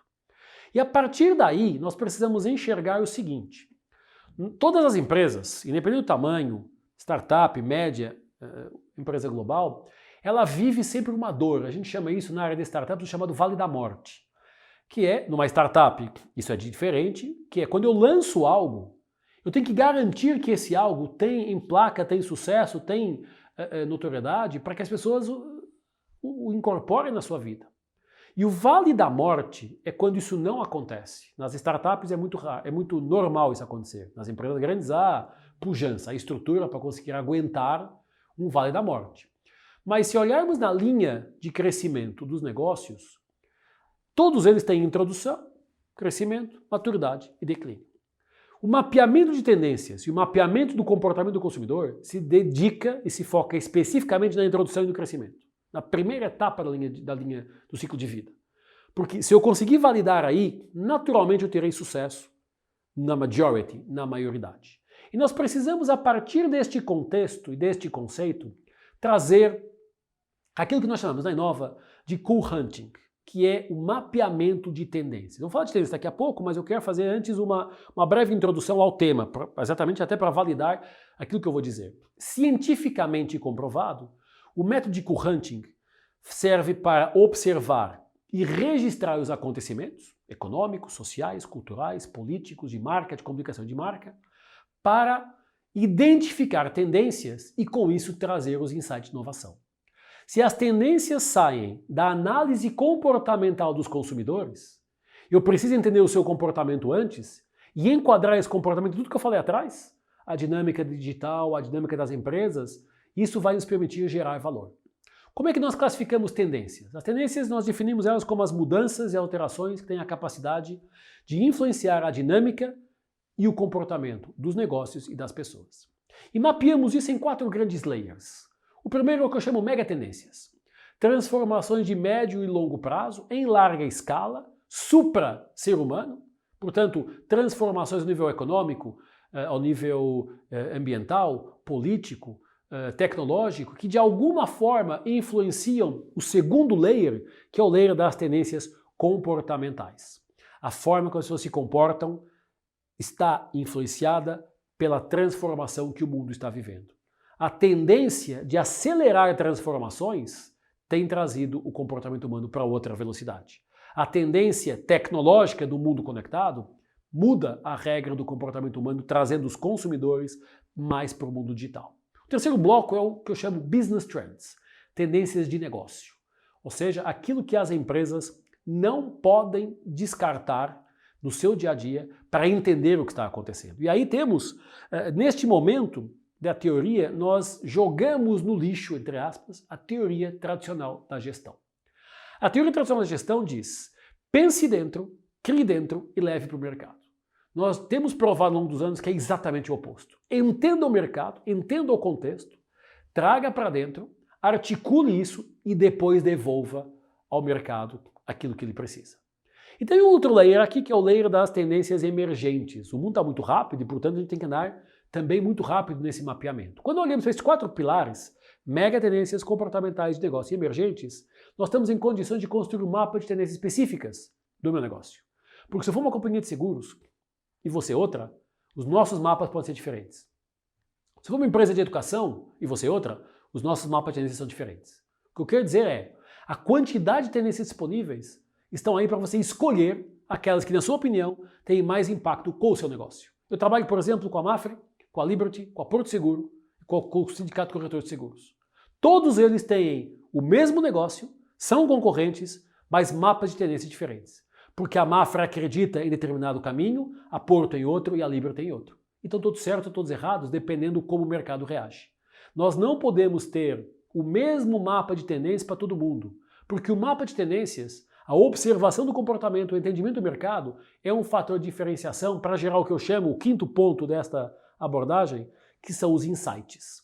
Insights são as ideias. É aquilo que eu consigo fazer com o conhecimento que eu tenho. Eu deixo disponível para vocês um conjunto de fontes de tendências. Aquelas que, na minha opinião, com um profissional há quase 15 anos fazendo isso no mundo, me parecem as mais relevantes. Você vai encontrar do lado esquerdo da tela as empresas de pesquisa, que no mundo me parecem as mais relevantes, e do lado direito da tela as empresas de consultoria, onde a Inova, da qual eu sou CEO, está também incluída, que são empresas dedicadas a tentar aplicar esse conhecimento ao dia a dia das empresas. A minha recomendação é que você possa investir algum pedaço de tempo navegando nesses websites. Se registre nas newsletters, baixe os relatórios gratuitos, aprenda sobre esse conteúdo porque ele está disponível, ele é free. Você vai no site da Inova, da PwC, da McKinsey, da Deloitte, o que não acaba de conteúdos gratuitos sobre os negócios é uma coisa inacreditável. Portanto, hoje você precisa abrir espaço na sua agenda para estudar conteúdo que já existe. Precisa fazer do zero. Não precisa começar a jornada do zero. Aproveite o que já está disponível, porque tem muitas empresas trazendo essa reflexão. E eu quero fazer um zoom aqui sobre as tendências mais relevantes em cima de um paper publicado pela Inova em abril de 2020, em pleno Covid, sobre o que eu chamo as 10 tendências pós-Covid. Quais são elas que eu acho que devem ser relevantes para você reconsiderar na sua estratégia empresarial? Não é que a primeira é mais importante e a 10ª é a menos. Coloca aqui as 10 e a sua análise vai dizer, bom, esta é mais relevante, esta é menos relevante, esta faz mais sentido, esta não faz sentido nenhum. Quais são as 10? A primeira é o que nós chamamos cocooning e encapsulamento. O cocooning é uma expressão que foi criada pelo efeito popcorn dos anos 70 para dizer o seguinte, nós vamos passar mais tempo dentro de casa. O que aconteceu? Nós estamos passando mais tempo dentro de casa. Nós somos encapsulados em casa e, portanto, utilizando diferentes e novas ferramentas de trabalho, de entretenimento, consumindo outro tipo de produtos. Eu brinco sempre que o meu encapsulamento durante o Covid me levou a comprar muito mais roupa de moletom em 2, 3 meses do que na vida inteira. Porque você está em casa, está mais confortável, trabalha no sofá, você passa a ter uma nova realidade de utilizar a casa. Acontece com todo mundo, estourou um cano lá em casa, eu chamei o encanador e falou assim, cara, o nosso trabalho dobrou de demanda. Claro, se as pessoas estão em casa, estão utilizando mais a casa, quebra mais coisa. Porque as nossas casas nós usamos para dormir. Nós íamos dormir em casa, trabalhávamos fora o dia inteiro, íamos dormir em casa. Final de semana, pontualmente. Hoje, nós passamos o tempo dentro de casa e gostamos. E chegamos à conclusão que funciona, que eu posso trabalhar, que eu posso aprender, que eu posso ensinar. Tem empresas no mundo que já questionam o retorno aos escritórios presenciais, porque está funcionando. Temos um cliente que tem 27 mil colaboradores no mundo. E o CEO extremamente resistente ao trabalho remoto, ao home office. Com a pandemia, foi todo mundo para casa, 27 mil pessoas para casa, e os índices de produtividade aumentaram. E ele repensou já e disse, talvez não faça sentido as pessoas voltarem, ou pelo menos encontrar aqui um meio termo. Voltando, ficando em casa, mas ele deixou de ser radical, dizendo que não faz sentido. Por quê? Porque se eu não levo 1 hora de manhã para chegar e 1h30 no final do dia para voltar, eu já tenho 2h30 que eu posso fazer outras coisas ou melhorar a minha performance. Se eu não levo 1 hora de manhã e chego irritado na empresa, levo mais 1 hora para começar a trabalhar. Isso não tem em casa. Se eu estou feliz, tranquilo, com a família, posso fazer uma pausa para almoçar com o filho, uma pausa para fazer uma atividade com o filho, isso nos dá um nível de felicidade que faz com que a gente trabalhe mais e melhor. Então o encapsulamento é uma das tendências que ficará cada vez mais presente nas nossas vidas. A segunda é a mídia social, social media. E dentro da mídia social temos as redes sociais. Redes sociais, Facebook, Twitter, Instagram, LinkedIn. Mas as mídias sociais, tudo que no mundo digital me permite acessar a informação. Também elas, o Facebook, o LinkedIn, etc. E se já era algo que vinha muito forte, sai do Covid muito mais forte. O fato de nós hoje olharmos muito mais para o mundo digital, para as redes sociais, para todas as mídias sociais, para sabermos o que está acontecendo, para acessar a informação, para conseguir trabalhar em cima da informação que está disponível. Isso é algo que vinha, se afirmou e tende a ficar cada vez mais forte. Terceira tendência, trabalho e educação remotos. O fato de cada vez mais as empresas todas poderem trabalhar de casa. As pessoas trabalhar de casa, não só as empresas. As pessoas saem da empresa para trabalhar de casa, para aprender de casa. O que não falta de faculdade, de escola, de iniciativa de educação de altíssima qualidade, que você pode pegar essa informação, aprender, dedicar meia hora para estudar, para ver um vídeo como este aqui, para ler um PDF, para se atualizar de casa, tomando café da manhã, colocando, brincando, até tem uma empresa que vendeu pijamas e a parte aqui de cima é uma camisa. Então a pessoa pode estar numa live ou numa reunião com o chefe de pijama, mas com a aparência mais formal. São insights e ideias que saem quando a gente olha para as tendências. As pessoas vão ficar mais tempo trabalhando de forma remota. Até porque é legal. Dependendo da função de cada um, nós podemos fazer isso. Quarta tendência importante. conectividade e infotecnologia. Essa vem na sequência do que eu falei até agora. Lembra que eu falei lá atrás que o Covid não mudou o mundo, acelerou a mudança. O fato de hoje nós estarmos todos conectados, as pessoas mais velhas, as meia-idade, as mais novas, esta infotecnologia que eu também referenciei lá atrás, é fundamental olhar para ela e trazer para as nossas empresas. Quantas das nossas empresas estão verdadeiramente conectadas? Quantas das nossas empresas sabem exatamente onde está o nosso cliente, a informação sobre ele e utilizam isso no seu dia a dia? Eu conto um caso, esse é um caso que eu gosto de contar, aconteceu comigo. Eu moro entre São Paulo e Florianópolis, fico metade em cada lugar. E em Floripa, em plena pandemia, da minha casa, do meu apartamento, ao posto de combustível mais próximo, não dava 2 quilômetros, havia 3 farmácias. Uma de um grande grupo de varejo e 2 pequenininhas, de família, farmácia de bairro. Eu parei, obviamente, na primeira, na grande, conheci isso, olha, sabe, não, a gente não pode, tem que fazer toda uma regra, tem que ficar fora da porta, tem que ficar em filas, mas eu quero comprar uma coisa. Vocês não entregam em casa? Não, a gente não entrega em casa, tem que vir aqui e ficar na fila. Bom. Fui na segunda dia, fui abastecer, entrei na pequenininha, fundo de quintal. E o cara falou assim, olha, se você quiser, me passa o teu WhatsApp, que eu resolvo tudo por WhatsApp. Você não precisa nem vir aqui, para não se expor, etc. O fundo de quintal, sem desprestígio, obviamente, a empresa pequenininha entendeu a conectividade de infotecnologia de uma forma totalmente diferente da grande. De quem é que eu fico cliente? Do cara que me resolve a vida, do cara que eu mando no WhatsApp só, eu preciso de vitamina para o meu filho, eu preciso de lenço de papel, que foi, ele fala, deixa que eu te entrego no motoboy. Não precisa vir aqui, não perco tempo, porque ir e voltar perde tempo, não fico na fila, não me exponho eventualmente a um ambiente que possa estar contaminado, porque ali é uma lógica de tendência de contaminação, e a grande farmácia ainda não se tocou que o mundo mudou. Então a pergunta que fica sempre é, como é que eu adapto esta tendência ou estas tendências ao meu negócio? A quinta tendência que vem muito forte, que para mim é muito interessante falar dela, é o chamado humanismo e solidariedade. Todos nós entendemos que estamos todos no mesmo barco, na mesma tempestade.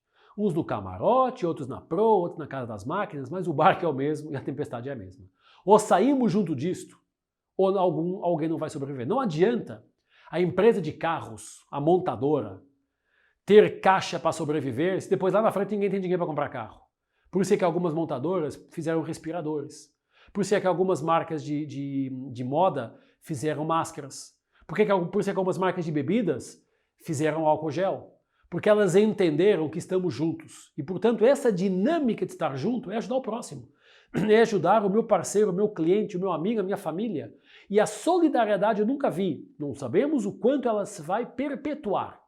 Mas ela voltou a ter níveis muito interessantes de ajuda empresarial e pessoal. A nossa obrigação de ajudar o outro só aumenta neste mundo mais conectado, a informação está mais disponível. Sexta tendência, família. Estamos mais tempo dentro de casa, tem um amigo meu que colocou um meme sensacional que dizia, agora em casa comecei a conversar com a minha mulher e descobri que ela é uma pessoa bacana. Porque, de certa forma, a gente hoje está mais próximo dos nossos. Lembra que eu falei lá atrás, família é um conceito muito abrangente, depende da orientação política, religiosa, sexual e portanto, está tudo certo. Mas para cada um de nós, a família ganhou outra importância. Nós passamos a estar mais tempo com a nossa família, com quem a gente vive, com quem a gente gosta. E isso é algo que valoriza o ser humano.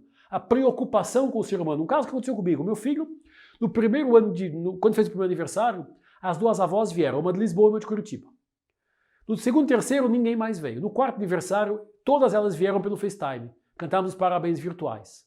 Porque a nossa preocupação, acho que essa chave ficou clara, cara, as avós são pessoas de grupo de risco. Será que não pode ter algum problema? Deixa eu colocar elas na pauta para elas também viverem este momento. E esse é um detalhe importante, porque quando a gente tem tecnologia e pessoas, entra em cena a sétima tendência, de novos modelos econômicos. Nós estamos revendo os modelos econômicos e talvez até os modelos políticos para um mundo que tem que ser um mundo mais transparente, mais humano e mais preocupado. Nós temos um professor lá na nossa escola de capitalismo consciente e hoje já capitalismo inclusivo. Ele é um defensor de um novo modelo econômico que pega o que as empresas fazem bem e o que os estados fazem bem e mistura os dois para dizer precisamos ter melhor distribuição de renda, precisamos olhar para o resultado da empresa com outros olhos, Eles têm mais propósito, mais preocupação social, e isso tem crescido nas empresas e ficou muito claro hoje, no pós-pandemia. Então, novos modelos econômicos estão sendo discutidos num futuro próximo. Começou em 2016, não é de agora. Essa discussão começou mais atrás, mas sem dúvida está ganhando uma força importante. No pós-pandemia, novos hubs globais. Me parece que o mapa geopolítico mundial está sendo reescrito. Me parece que os livros de gestão estão sendo reescritos. Porque a forma de fazer negócio, de fazer política, de fazer economia, de fazer diplomacia mudou. Novos hubs estão crescendo. Hubs de saúde, de tecnologia, de medicina, de criptos. Por exemplo, a gente olha para a Estônia ou para Israel como polos na área das criptomoedas e na área da tecnologia e na área do banco digital que antes a gente não olhava. A gente olha para a Índia com um hub de poder interessante, olha obviamente para os Estados Unidos, olha para o Brasil com o seu agro, com o poder que o agro brasileiro está mostrando no mundo, a soja se reinventando e batendo recordes mês atrás de mês. Então, o mapa mundo global está sendo reescrito com novos hubs. Isso traz também uma outra tendência importante, que é o que eu chamo de localização. Fruto de toda a apresentação anterior, a preocupação com o outro, mais humanismo, mais solidariedade, as empresas começam a dizer, eu vou trazer para próximo a minha cadeia de suprimentos, eu vou trazer para próxima prioridade aos meus clientes, eu vou abandonar o outro lado do mundo e vou começar a fazer aqui, na minha região, no meu estado, no meu país, às vezes até com um pouquinho de aumento de custo. A gente vê as multinacionais ajudando o produtor local. A gente vê as empresas de cadeia de suprimentos abandonando o outro lado do mundo e privilegiando o parceiro local. A gente vê o consumidor final comprando do bairro, comprando do país, comprando a marca nacional. E isto, obviamente, com um padrão de qualidade, tem que obviamente estar na lógica, mas mostra que a nossa preocupação de consumo, de comportamento, mudou também. É muito mais o uso do que a posse, é muito mais a questão local do que a questão global, porque, como eu falei no início, o conhecido Covid impactou todo mundo da mesma forma. E a 10ª tendência, importante, também ela, são os novos modelos de negócio. Empresas que perderam negócios e empresas que ganharam negócios. Eu falei aqui, o mercado segurador cresceu, o mercado da ação de medicina cresceu, o mercado do bem-estar cresceu, o mercado do entretenimento cresceu, o mercado das viagens caiu, o mercado do varejo físico teve problemas, o mercado da construção civil também. Mas onde uns crescem e outros perdem, o nosso desafio é tentar entender qual é o nosso caminho. Não há nenhum negócio condenado à partida e não há nenhum negócio glorificado à partida. Depende muito da nossa capacidade de adaptação ao que está acontecendo. Sem dúvida que no pós-Covid, o mundo digital, plataforma, marketplace, isso está na ordem do dia. Educação à distância, sem dúvida. Mas não podemos esquecer outros negócios que podem também se reinventar. Eu trabalho com uma companhia aérea e a discussão que a gente tem é, será que no futuro próximo a entrada no avião vai ser validada pelo CPF ou pelo RG ou pelo laudo médico de que você deu negativo para o Covid? Porque aí dá outra segurança. Será que a entrada no avião, será que eu vou conseguir ter o avião 100% lotado? Ou eu vou refazer o modelo de negócio para reduzir a quantidade de pessoas aí dentro? Há empresas que todas têm que se reinventar. A roda da vida é de reinvenção permanente.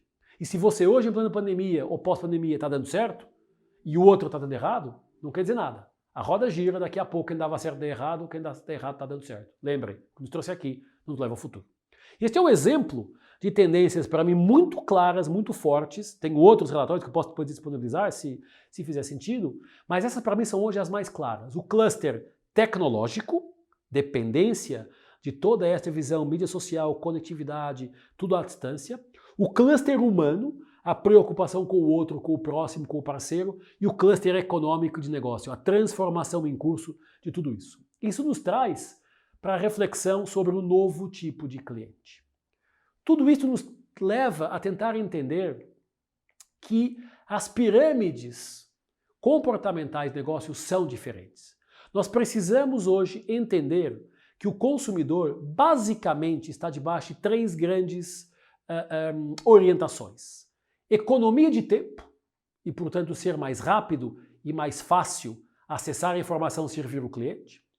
Comunidades, e, portanto, atendimento rápido e envolvimento com a comunidade dos nossos pares e tudo à distância de um clique e, no limite, tudo assinável. Não adianta eu querer vender algo, é tudo assinatura. Eu não compro mais CDs, eu pego o Spotify, eu não compro mais, não alugo mais na locadora, eu pego o Netflix, eu não compro mais apartamento, eu vou para o Airbnb. Então essas três dinâmicas, a dinâmica da comunidade, a dinâmica da velocidade, a dinâmica do serviço próximo, são três dinâmicas importantes. Nós não estamos vendendo produtos ou serviços, nós estamos vendendo benefícios e valores. Estamos nos aproximando da reta final desta nossa conversa. Mas antes dos insights, das conclusões, eu quero amarrar aqui tudo no que eu chamo as grandes mudanças de mindset do consumidor. E nós precisamos levar essas mudanças em consideração por tudo que eu falei. O mapeamento das tendências, as gerações, a transformação do mundo, análise de cenários. Seria, enfim, se eu fosse abordar tudo em detalhe, teríamos aqui um módulo de 50 horas. Aqui é uma pílula, é um pano de fundo, é uma provocação para que você também vá depois atrás desse conhecimento, dessa informação, enfim, um pouco pelo mundo. Mas quais são as 4 grandes áreas que para mim são relevantes e que eu gosto de colocar na pauta para a gente pensar nas nossas empresas? Primeiro é parar de pensar no indivíduo e pensar no coletivo. As pessoas se agrupam em grupos de interesse, grupos de pertença. Os nossos colaboradores fazem a mesma coisa. Não adianta falar numa pessoa, nós temos que falar na comunidade. E o coletivo é hoje muito mais importante, porque tem um professor no Brasil que eu gosto muito dele, nunca sei o nome dele, ele fala: sozinho eu vou mais rápido, mas juntos vamos mais longe. E a pergunta que eu sempre faço é: você quer o quê? Velocidade ou pernidade? Porque são coisas diferentes. Velocidade, daqui a pouco você não tem fôlego para continuar, mas a pernidade, você vai mais longe. E portanto, se eu conseguir envolver os meus colaboradores, os meus times, os meus parceiros e os meus clientes juntos à volta do mesmo ecossistema, nós conseguimos chegar mais longe. Então, pense mais em coletividade, em coletivismo, em comunidade, em cooperação, em colaboração, do que standalone. Não há super-homens, não dá para fazer nada sozinho. Eu dependo sempre de alguém e esse alguém tem que estar alinhado também comigo. A segunda ideia é, como eu falei lá atrás, o racional cede lugar ao emocional e ao social. As pessoas compram pela experiência, pela dimensão emocional e hoje cada vez mais pelo impacto social que isso pode ter. Dos mais desfavorecidos, dos mais idosos, no que for. Olhar para o mundo com uma lente social e emocional nos trará mais sucesso no curto e no médio prazo. Obviamente não estamos colocando de lado apenas a razão. Então esquece o racional. Não, ele está lá. Mas ele tem que ser equiparado, tem que ser equilibrado com o emocional e com o social. A terceira ideia é o chamado pensamento exponencial que ganha ao pensamento linear. O pensamento linear diz: eu vou de A para B, de B para C, de C para D. Isso tem um período de tempo, tem um período de incubação. O mundo exponencial diz exatamente o contrário. Nós atropelamos etapas para andar mais rápido, porque a tecnologia permite, porque o mercado está disponível, porque o mundo está andando mais rápido e, portanto, não adianta querer colocar no mercado uma ideia que eu pensei hoje e que levo 2 anos para colocar no mercado. Daqui a 2 anos, o contexto é diferente. Talvez a ideia que você coloca no mercado daqui a 2 anos já esteja desatualizada. Então, mas não está perfeito, não interessa. Toca o barco e vai corrigindo em movimento. Fala para o meu time, vamos colocar o avião para voar, depois a gente vê como é que pousa esse troço. Depois a gente vê como é que fica o trem de pouso e tal, porque não dá para esperar. Porque se eu esperar, ao lado tem concorrentes que não estão esperando. E eles vão andar mais rápido. Então a gente tem que andar correndo o tempo inteiro. E não é para fugir dos que vêm atrás. É para tentar pegar os que já vão na frente. Todos estamos nessa jornada.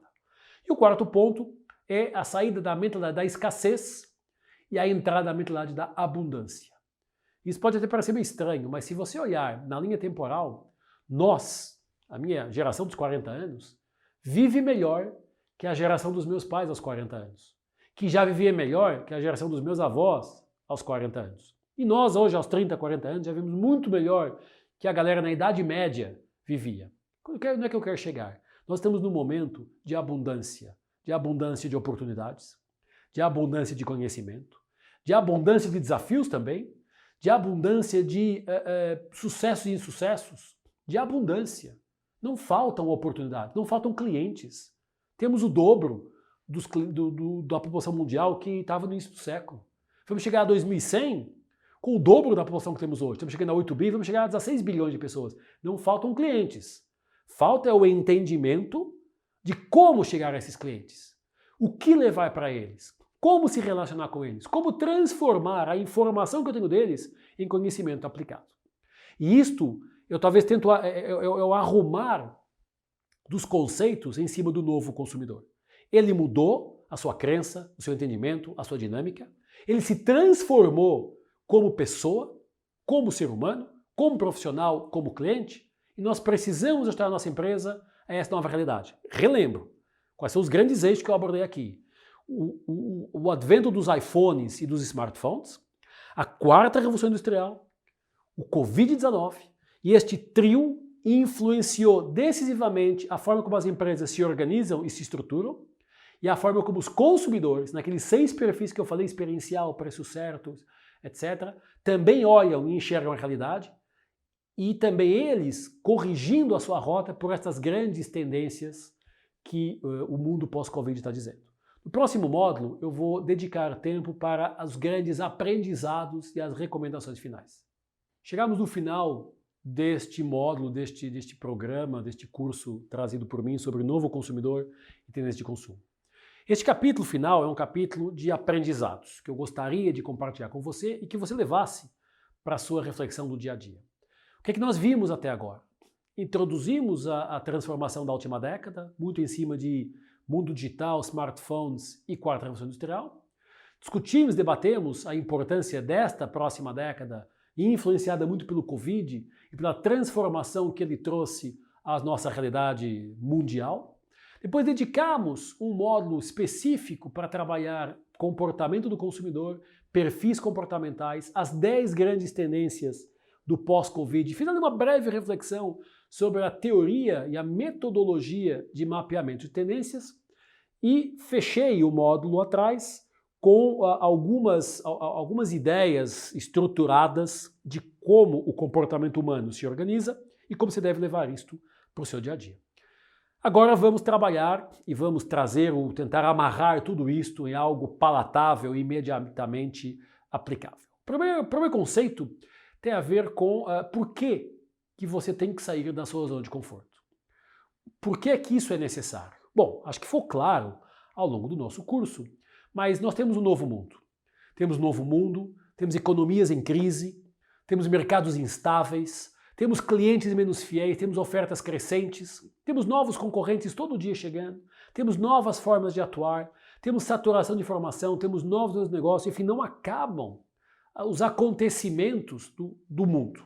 E, portanto, se você continuar fazendo do mesmo jeito, provavelmente você vai ter o mesmo resultado e no médio prazo esse resultado vai perdendo relevância, porque o mundo mudou. Como é que eu faço isso? Tá bom, sair da zona de conforto, você me provou por quê, mas como é que eu faço? Bem, na minha opinião, de professor com 20 anos de experiência em mais de 30 escolas de negócios e 9 países, eu tenho que falar sempre o seguinte: nós precisamos fazer mais e falar menos. Nós somos muito bons para falar, para apresentar, para debater, mas depois somos ruins na execução. Isso é do ser humano, não é só você ou eu, é do ser humano. Precisamos procurar novas soluções. Precisamos ter a coragem para encontrar novos caminhos, novas soluções para o nosso dia a dia. Fazer a gestão do detalhe, do pormenor, do cliente, do produto, do processo, da cadeia de valor, do colaborador. Antecipar o futuro, tá aí, eu deixei alguns links para você poder consultar com informação sobre o futuro, sobre cenários, sobre tendências. Temos que ser proativos. Lembra da pergunta, eu quero ser espectador ou protagonista?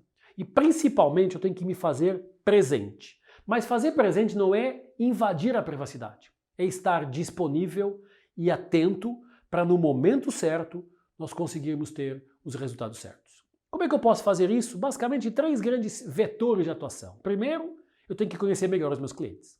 Eu tenho que dedicar tempo a entender melhor quem eles são, o que eles gostam, o que eles não gostam, por que eles fazem o que eles fazem.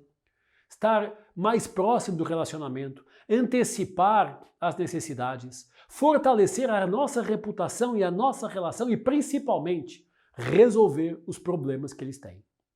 Isto é olhar o nosso negócio, como eu chamo na Inova, com uma lente clientocêntrica, o foco em cliente. Entender exatamente o que está acontecendo, pela lente do meu cliente. E muitas vezes não é a lente da empresa.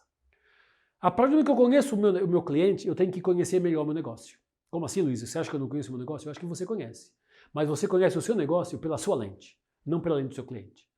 O exercício de empatia, quando é feito, e eu me coloco do outro lado da equação, me traz uma outra reflexão de talvez eu tenha que focar mais nos benefícios e não tanto nas características. Talvez eu tenha que ajustar o meu portfólio e diversificar o meu portfólio para transformar a experiência.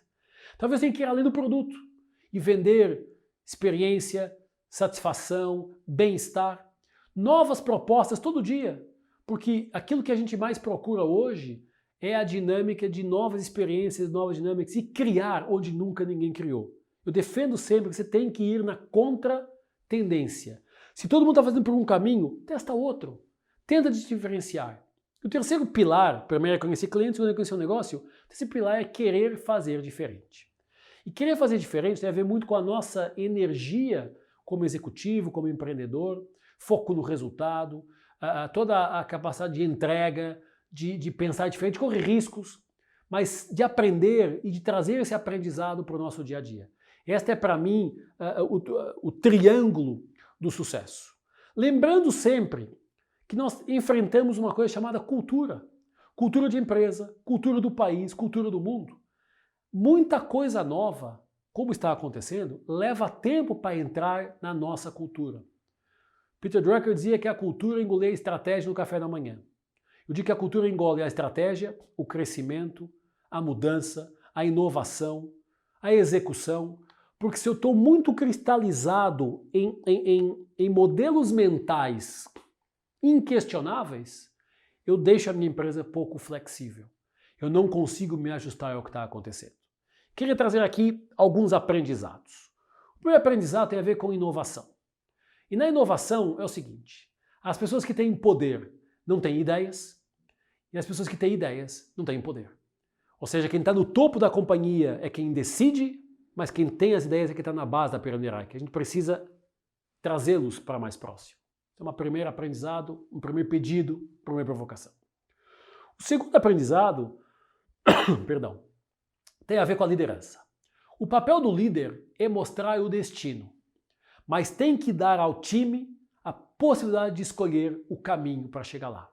Porque quem sabe do que está acontecendo é quem está na frente, quem está na ponta, é quem está discutindo com o cliente, com o concorrente, é quem está ali. Eu, como líder, falo para o meu time, a gente precisa chegar lá. Como vamos chegar? De avião, de barco, de patinete, de bike, correndo, cada um se vira. Mas tem que chegar lá. E isso é fundamental, dar liberdade para que o meu time possa fazer o seu caminho. Terceiro aprendizado. O maior inimigo da criatividade e da inovação não é o tempo, é o medo. É o medo de fazer algo que pode não dar certo. É o medo de fazer diferente do que eu fiz até hoje. E o medo tem que ser tratado, trabalhado e retirado da nossa companhia, porque se ele estiver muito claro e muito presente, as pessoas não criam, as pessoas não inovam, as pessoas não mudam, as pessoas não incorporam o entendimento do nosso cliente. Aprendizado 4, talvez aquele mais dolorido para a nossa conversa hoje. As pessoas não querem saber o quanto a sua ideia é boa, elas querem saber o quanto resolve o problema delas. E não adianta ter uma ideia maravilhosa, mirabolante, se ela não resolve o problema do seu cliente. Por isso é que lá atrás, conhecer o cliente, conhecer o negócio para ajustar um ao outro. O quinto aprendizado, eu gosto dele, que é você tem que ser perfeitamente agnóstico sobre o objetivo, mas extremamente focado na forma de chegar lá. E, portanto, não podemos colocar em causa verdades, dizer, isso não faz sentido, põe de lado, sem primeiro dar alguma atenção a isso e dizer se isso não pode ajudar o teu objetivo. Foco total no que vai acontecer. Aprendizado 6, a sua função como gestor não é minimizar o risco, é gerenciar o risco. O risco hoje está presente, interno e externo. O nosso trabalho como gestores, como líderes, é reduzir a ambiguidade e a incerteza, é gerenciar o que está acontecendo. O sétimo aprendizado, tão importante como os outros, é que a inovação hoje não é mais vantagem competitiva. A inovação hoje é sobrevivência. Ou nós temos fora da conversa. E o oitavo aprendizado que amarra tudo isto é, qual eu digo que é o mantra da gestão? Celebramos o sucesso, aprendemos com os erros e punimos a inação. Se o meu time fica quieto esperando que a coisa aconteça, eu estou caminhando para a desgraça e para o insucesso. Se o meu time erra, mas aprende, esse é o caminho. E obviamente o sucesso vai chegar lá.